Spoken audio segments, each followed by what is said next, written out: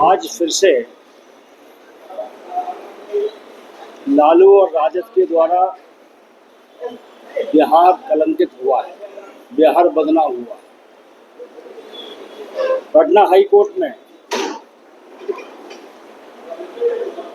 लालू यादव, उनकी पत्नी राबड़ी यादव और उनके बेटे तेजस्वी जो मुख्यमंत्री बनने का सपना देखते हैं, जिन पे 420, 120 के अपराध और सार्वजनिक जो संपत्ति है उसकी हेरा फेरी, इसके अपराध सिद्ध हो गए हैं। ये कोर्ट में तय हो गया है। अब उन्हें किस की धाराओं में सजा दी जाएगी, कोर्ट तय करेगा, लेकिन अपराध सिद्ध हो गया है। जो गरीबों का चारा खा गए हो, सरकारी संपत्ति में हेरा फेरी की हो और नौकरी के बदले जमीन ली हो, किनकी? गरीबों की। ऐसी पार्टी बाबा साहब अम्बेडकर के संविधान का खुलेआम हत्या करती है। ये ऐसे लोग हैं जो ना संविधान को मानते हैं ना बाबा साहब को मानते हैं। बाबा साहब भीमराव अंबेडकर की तस्वीर सम्मानजनक जगह पर होना चाहिए, लेकिन लालू यादव के चरणों में बाबा साहब की तस्वीर लेकर खड़े थे। बिहार में उनके काल में जंगल राज रहा है और नरेंद्र मोदी, नीतीश कुमार जी के नेतृत्व में बिहार में आज चारों तरफ 4 लेन 6 लेनों का जाल बिछा हुआ है। 3 एयरपोर्ट बन रहा है, एम्स बन रहा है। गरीब महिलाओं को 10,000 तक की धंधे के लिए पैसा दिया जा रहा है, 2,000 सहायता दी जा रही है। कुल मिलाकर एक तरफ एनडीए नरेंद्र मोदी और नीतीश जी की नेतृत्व में बिहार में लोगों के कल्याण, लोगों के सम्मान, लोगों के विकास, इसके लिए काम तय किए जा रहे हैं।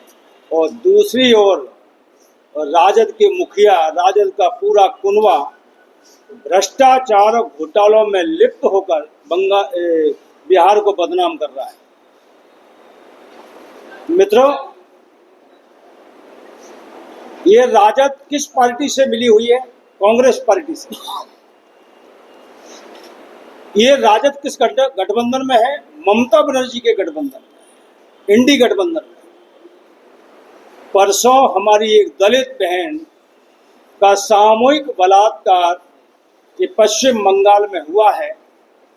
48 घंटे में लालू जी का, तेजस्वी का, राहुल गांधी का, खड़गे जी का, किसी का बयान नहीं आया है कि बंगाल में दलित बेटी की जो सामूहिक बलात्कार हुआ है वो गलत है। एक का भी बयान नहीं आया। इससे सिद्ध होता है उन्हें दलित की इज्जत प्यारी नहीं है, दलित का सम्मान प्यारा नहीं है, बल्कि उन्हें गठबंधन में ममता प्यारी है। और ममता बनर्जी ने खुद स्टेटमेंट जारी किया है कल कि रात्रि में महिलाओं को नहीं निकलना चाहिए। बहुत स्वीकार कर लिया उन्होंने। इसका मतलब है बंगाल में अपराधियों का राज है, कानून व्यवस्था कहीं ना कहीं ठप हो गई है। आदरणीय मोदी जी के नेतृत्व में या भारतीय जनता पार्टी की जहां भी सरकारें हैं, हम लोगों ने बहुत ताकत के साथ अपराधियों को कुचला है और अपराधों पर अंकुश लगाया है।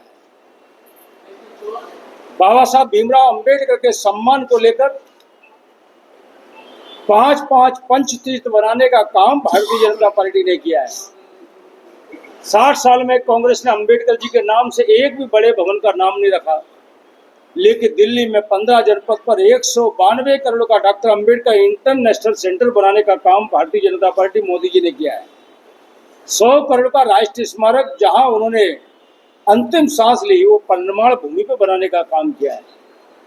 प्रभु राम जो सामाजिक समरसता के कहीं ना कहीं प्रेरणा थी, समन्वय की मर्यादा की प्रेरणा थी, उन प्रभु राम के मंदिर बनने से पहले रामायण लिखने वाले तथा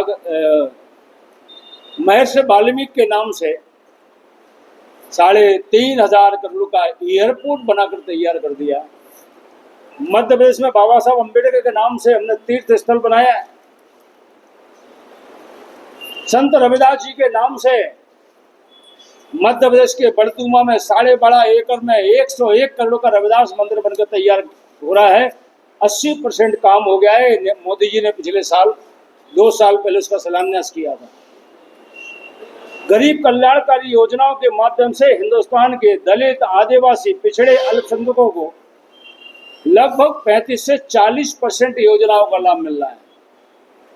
मैं ये बात इसलिए कह रहा हूं, राजद लंबे समय तक सत्ता में रही, लेकिन गरीबों का 1 पैसे का फ्री इलाज नहीं कर पाई। एक किसान के खाते में 1,000 रुपए भी नहीं भेज पाई।